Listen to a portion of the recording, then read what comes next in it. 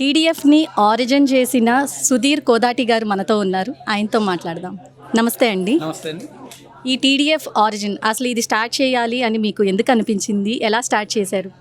దీనికి ఒక బ్యాక్గ్రౌండ్ ఉందండి. 2008 లేట్ ఆగస్ట్ ఎర్లీ సెప్టెంబర్లో ఆదిలాబాద్లో కలరా ఇన్సిడెంట్ జరిగింది. చాలా పెద్ద ఎత్తున జనాలు చనిపోతుండే, దాదాపు అప్పటి అంచనా ఏంటంటే ఒక 2000 మంది చనిపోయిందని. అయినా ప్రెస్లు వస్తలేదు, గవర్నమెంట్ పట్టించుకుంటలేదు అని అక్కడ కొంతమంది యాక్టివిస్టులు వాళ్ళు ఒక ఫ్యాక్ట్ ఫైండింగ్ టీమ్ వచ్చి వాళ్ళు అక్కడ జరిగే అదంతా పరిస్థితులను అర్థం చేసుకుని దాన్ని నివేదిస్తే గవర్నమెంట్లో కొంత చలనం వస్తుంది, ప్రెస్ పట్టించుకుంటుంది అది అన్నప్పుడు ఆచార్య జయశంకర్ గారు, బిఆల జనార్దన్ రావు గారు ఇంకా కొంతమంది ఆదిలాబాద్ పోయి వచ్చి ఆ రిపోర్ట్ రాసిండ్రు. రిపోర్ట్ రాసిన తెల్లారి నేను జనార్దన్ రావు గారు నాకు టీచరు, నాకు కజిన్ కూడా క్యాజువల్గా కాల్ చేస్తే చాలా డిస్టర్బ్డ్గా ఉండే. అరే పరిస్థితులు బాగాలేవురా, ఇక్కడ నిన్ననే వచ్చినాం ఆదిలాబాద్ నుంచి, ఇప్పటికి 2000 మంది పైన చనిపోయిననే ఒక అంచనా, ఇంకా రోజుకు 50-60 మంది పిట్టల్లాగా చనిపోతున్నారు.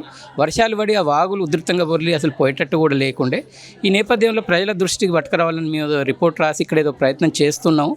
కానీ మీరు కూడా అక్కడి నుంచి ప్రవాసీ భారతీయులుగా, ప్రవాసీ తెలంగాణ వాసులుగా అక్కడి నుంచి మీరేమైనా ప్రయత్నం చేస్తే బాగుంటుంది, చీఫ్ మినిస్టర్కి రాస్తే బాగుంటుంది అంటే అప్పుడు నేను ఒక లెటర్ రైటింగ్ క్యాంపెయిన్ మొదలుపెట్టి గవర్నమెంట్ను అశ్రద్ధ చేయకండి, చాలా సీరియస్ ఇష్యూ అని చెప్పి ఆంధ్రప్రదేశ్ ప్రభుత్వం ఒక లెటర్ రాయడం, వరల్డ్ హెల్త్ ఆర్గనైజేషన్ కానీ, మన ఇండియన్ ప్రెస్ కానీ, ఇక్కడ UN కానీ వీళ్ళందరికీ కూడా సర్క్యులేట్ చేసి ఉంటాం అన్నట్టు.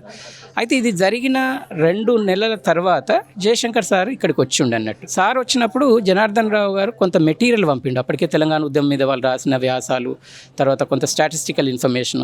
అప్పుడు ఇక్కడ చాలామంది అమెరికన్స్ కూడా డిస్టర్బ్ అయ్యి సైన్ చేసి కదా, మరి అదేదో ఇక్కడ మనం క్యాంపస్లో టాక్ పెడితే బాగుంటుంది సార్, మీరు రాగలుగుతారా అని చెప్పి ఇన్వైట్ చేస్తే తను వచ్చిండు. December 10th, 1998 రోజు దాదాపు ఒక 40 రోజులు వర్క్ చేస్తే ఆ మీటింగ్ అయింది. ఆ మీటింగ్లో టాపిక్ ఏం పెట్టినామంటే Telangana yesterday, today and tomorrow.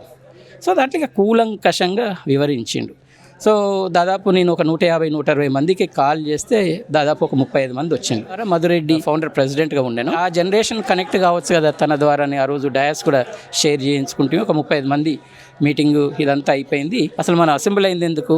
As sons of the soil, as concern people, what should we be doing అని చెప్పి మళ్ళీ అక్కడ ఆ చైర్స్ అంతా రౌండ్గా అరేంజ్ చేసి ఒక డిస్కషన్ అది పెట్టి నేను ప్లాట్ఫామ్ స్టార్ట్ చేద్దామని December 11th, 1998 రోజే అనుకున్నా.